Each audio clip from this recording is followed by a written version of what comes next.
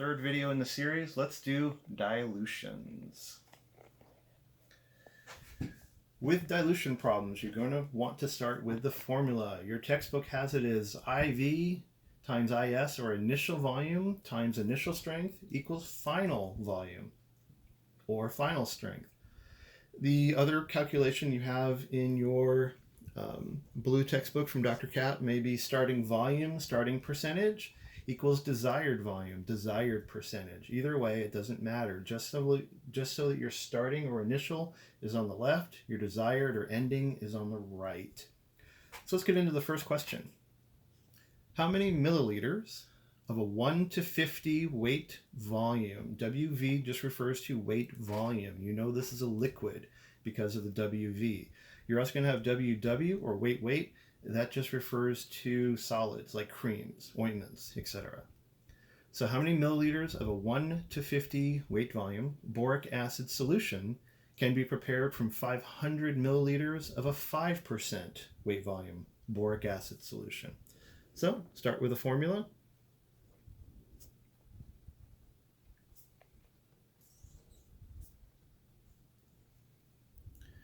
Our initial volume is 500 milliliters. How much of the solution can be prepared from? So we're starting with 500 milliliters, and we're also starting with 5% as our strength. How many milliliters? This is our X. We don't know what our final volume is going to be, so that's our X. And from a 1 to 50, we can't put a ratio here. We've got to convert a ratio into a percentage. How do we do that? The ratio sign is considered to be almost like a division sign. So you take 1 divided by 50, and you end up with 0.02.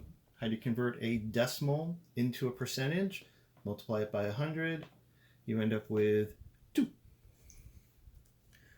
So 2x equals 5 times 5 is 25. Add 2 zeros, easy math. X is going to equal how many milliliters? 1,250 milliliters of a 2% can be prepared. All right, let's go on to the second one. This one has one extra step that your technician sense needs to pick up on. How many milliliters of water must be added to? This phrase tells you that there is a subtraction, an extra step at the end, which I'll show you, that you must pay attention to. The PTCB is going to be mean and put your final answer as well as the answer with the subtraction both as your multiple choices.